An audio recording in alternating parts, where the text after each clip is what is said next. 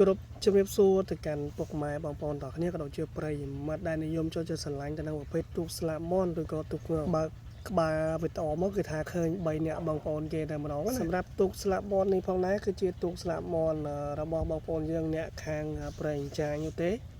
គឺគាត់ទៅតែផ្ញើខ្ញុំណា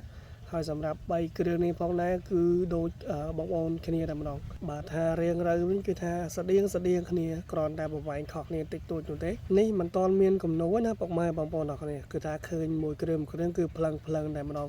ហើយបើសិនជាមានគំនូទេគឺថាញាក់សាច់តែម្ដងហើយ3គ្រឿងនេះសម្រាប់ຂະຫນាតនៃទូកស្លាបមន់នេះវិញគឺដូចជា3ម៉ែត្រជាងណាពុកម៉ែបងប្អូនទាំងគ្នាហើយបើនិយាយពីបាតឬក៏សាច់មៀតឬក៏រំប៉ែនៃទូកវិញគឺថាស្អាតខ្លាំងមែនតើគឺមើលមកគឺ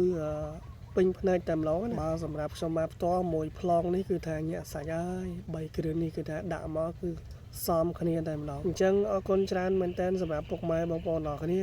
ក្នុងការតាមដានក៏ដូចជាទស្សនានៅវីដេអូរបស់ខ្ញុំមកផ្ទាល់ណាជាពិសេសសម្រាប់ពុកម៉ែបងប្អូនណាដែលមិនទាន់បានចុច Subscribe Channel ខ្ញុំមកផ្ទាល់អាចជួយចុចម្នាក់មួយទៅដើម្បីទទួលបាននៅវីដេអូ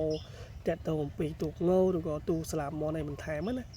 ឬក៏ដំណើរនៃការប្រវត្តិទូកងនៅតាមភូមិឃុំរបស់ពុកម៉ែបងប្អូនអីចឹងទៅ